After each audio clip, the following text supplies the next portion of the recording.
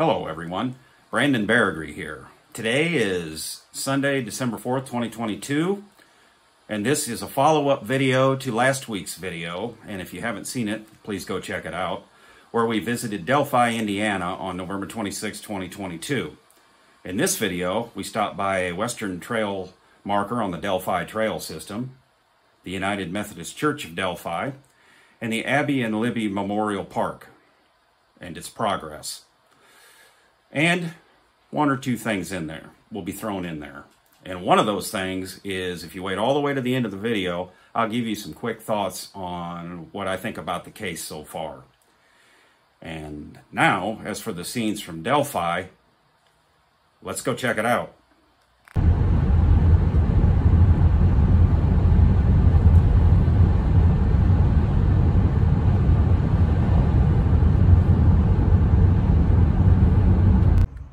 First stop's at the Wabash and Erie Canal system here in Delphi. This was used for commerce many years ago, as you can see on here. Construction began in 1832 in Fort Wayne. This was used quite a bit, from what I understand.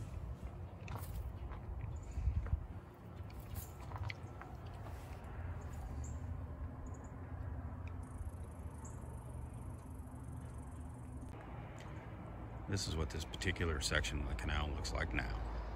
It doesn't look like it's really getting used, but I know they do have a trail system that's in here, and this old bridge that was put here is in good shape.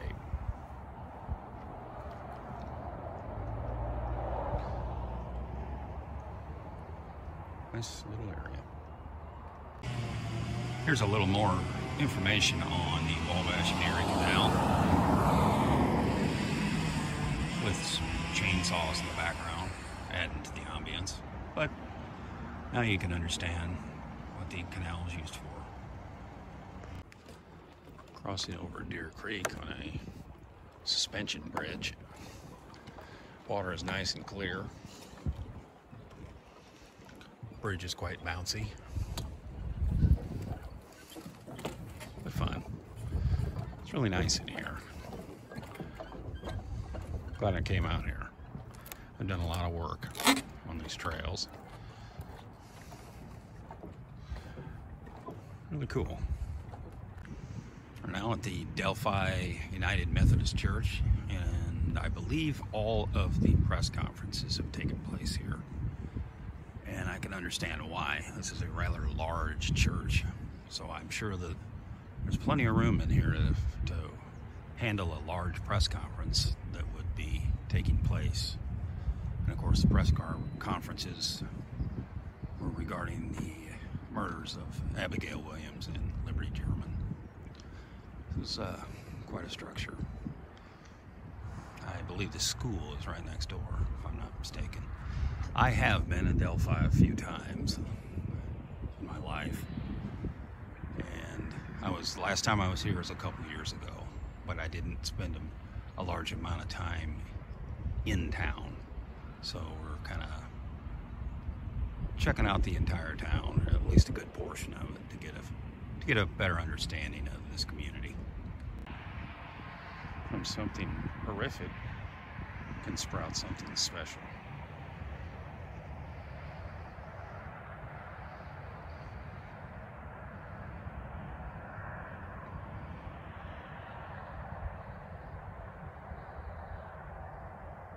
Memorial Park in honor of Abigail Williams and Liberty German.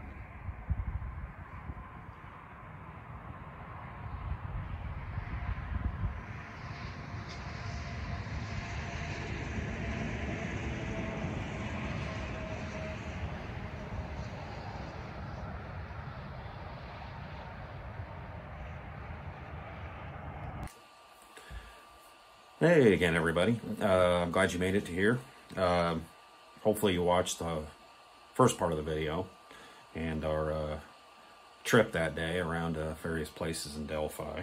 And I said I'd talk a little bit more about the case towards the end.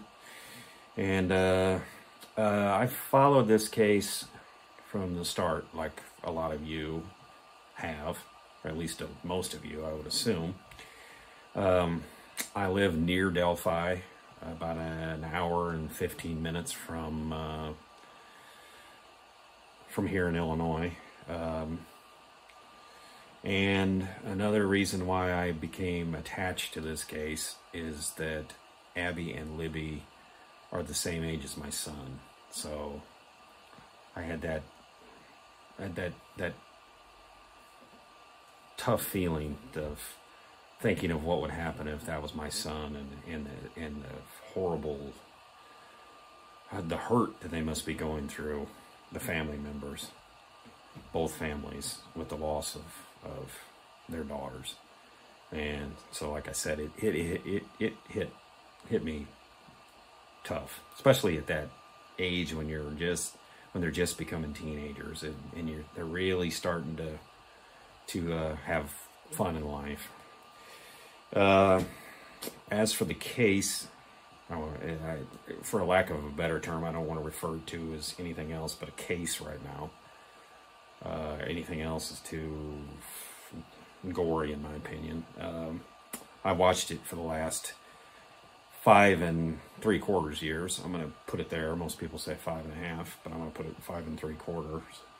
And nothing has really changed from the start. I mean, you had the press conferences in 2017, 2018 press conference, 2019 press conference was billed as the bigger one.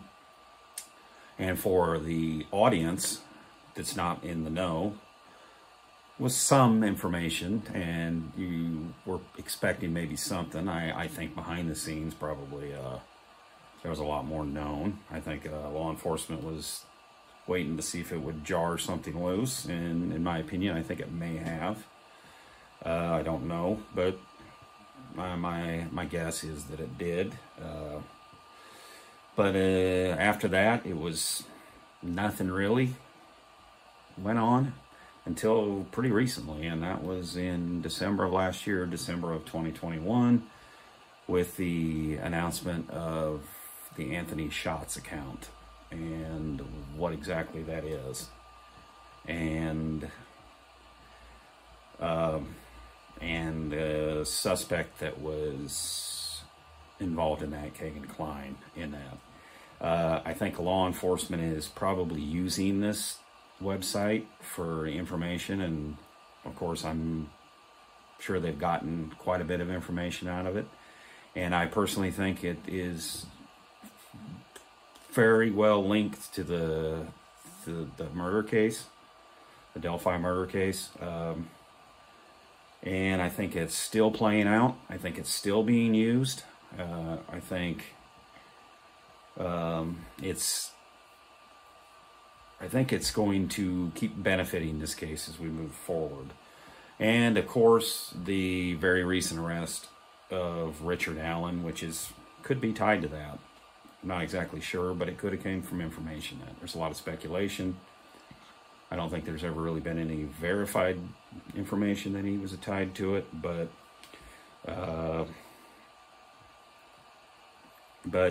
I guess we'll see when it comes out that whether or not he was tied to account.